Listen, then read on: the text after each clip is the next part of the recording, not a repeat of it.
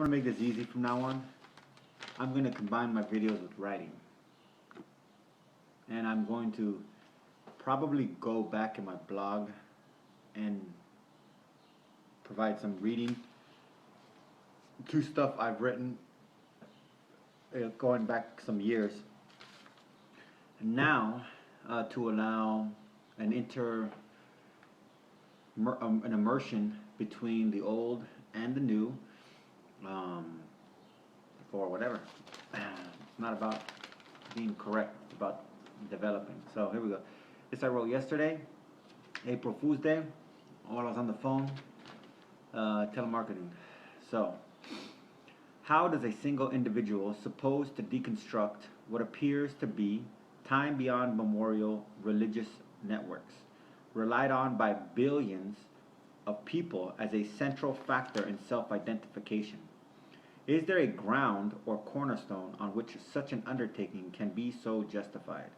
As warmongering has developed intricately and penetrating means of mass murder justification, from the Caesars of old to Catholic priests in the World War II catastrophe, to the POTUS receiving a Nobel Peace Prize, not to leave out the burning bush upon the mound of rubble and crushed flesh and bone. No such tools have been or are sanctioned to be so directed behind the veil into the holiest of holies, empire. And while the portrayal of power is that whole pyramid with floating holy see and all, the reality is quite a type of opposite. This serves to be the dualistic plane in which conformity is normal and abnormal is Satan.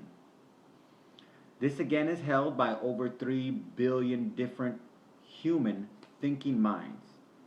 The counter effect is that the echo of each of those 3 billion plus, dismissing the child-adult ratio right now, bombards the human being isolated or encased, if not imprisoned, to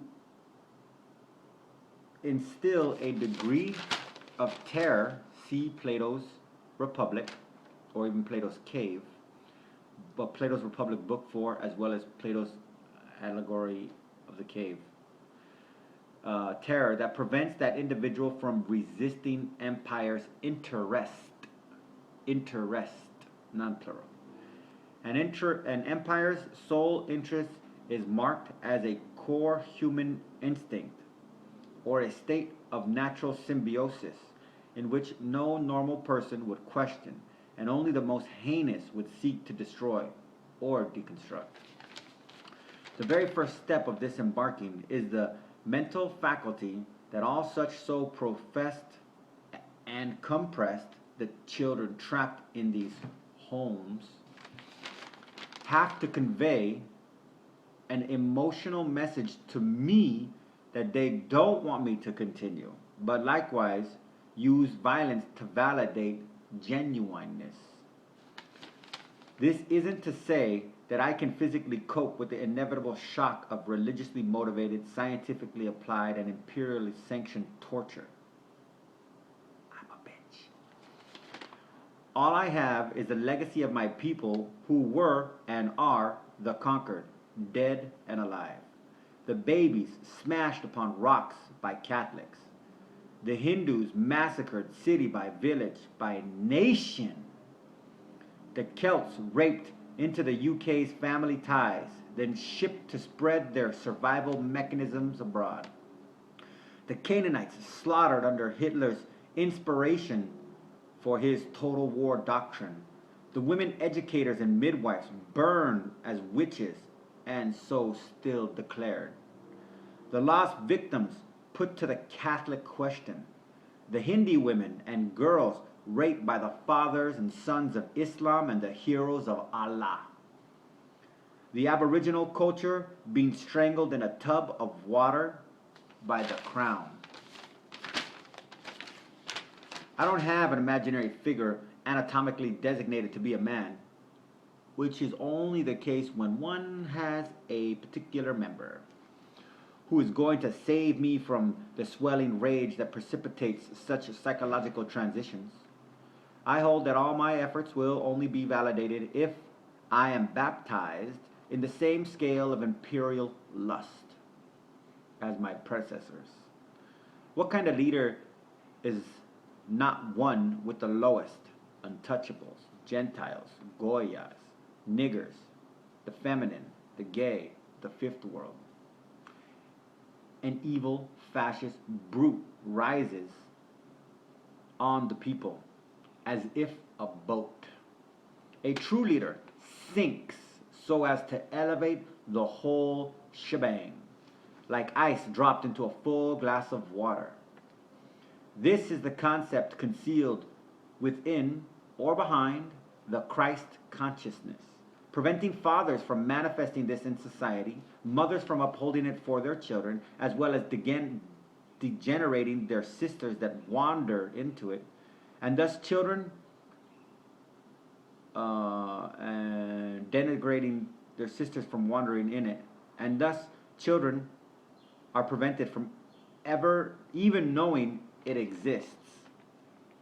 It's making that which is as close to eternal as we can imagine virtually extinct. This is what virtual reality is. The faces of children convinced this is normal are what virtual reality looks like. Virtual smiles, tattered laughs, combative affection, and good intentions equal hell. What's the point? These 3 billion will perceive that my intention is to steal their children.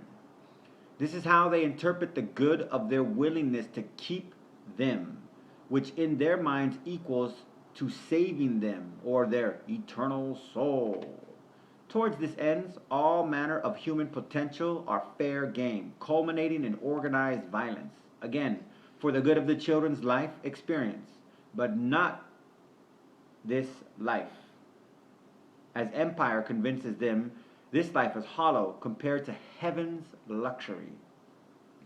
So inherently, the struggles of the parent is to ensure the suffering of their baby now, to invest in their greater future later. Again, at any cost to the child. It is their human capacity that is aware of my blatant intent, quote unquote, to steal their children from them. Brackets, all of them.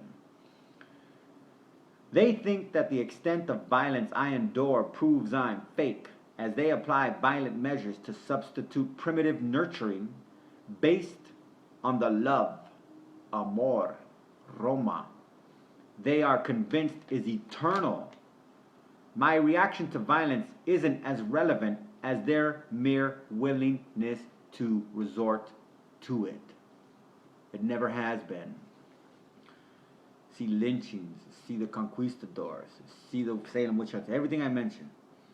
In the end, the threat I'm perceived to be is the God or universe element of life validating I can never succeed or defeat them. Thus, I sink lower and lower. So is the destiny of the clown. 4-1-1. 4-1-15. Title it.